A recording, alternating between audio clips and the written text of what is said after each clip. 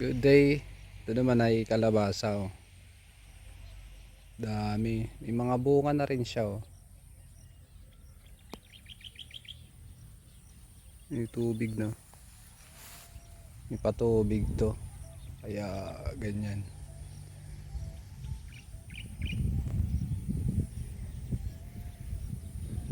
So dahil sa sobrang init ng panahon, pansin ko yung dahon niya naninilaw.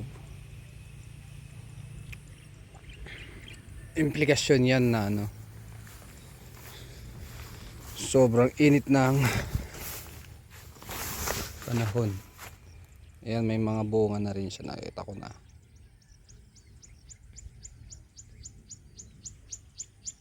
Summer na kasi. Pero although nag-uulan-ulan na siya,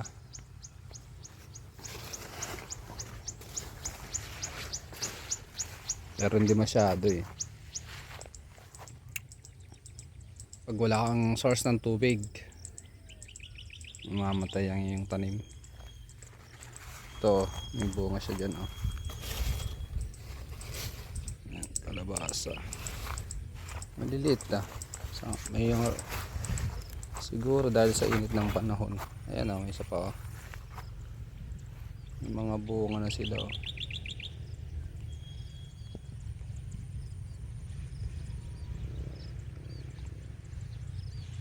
Puro ano to, bukid-bukid.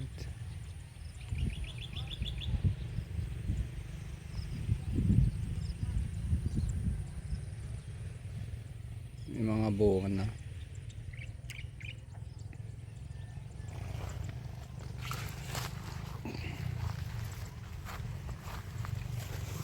Ayan pa, oh. Ayan.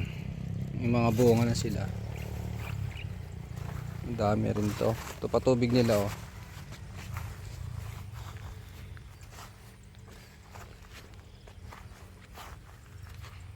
Ayan, oh.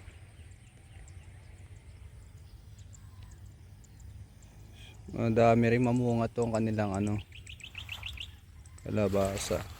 Ayan, oh. Ito malaki. Ayan, oh. Ano pa?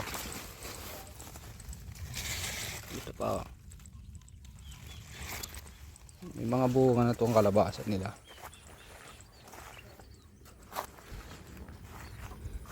Itong source ng tubig nila. Ito pa, nandito na siya.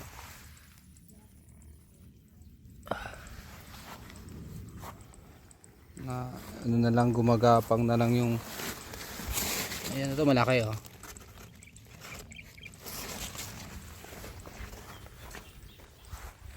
Pero mayroon talaga akong gustong i-picture, eh. Daming bunga ng kalabasa na. So malamig na ang hangin, nag-iiba ng ihip niya, parang malapit na ang sabihin na nating ulan. Yun, umaraw ulit. Kanina makulimlim na, eh. Tapos biglang umaraw. Yan.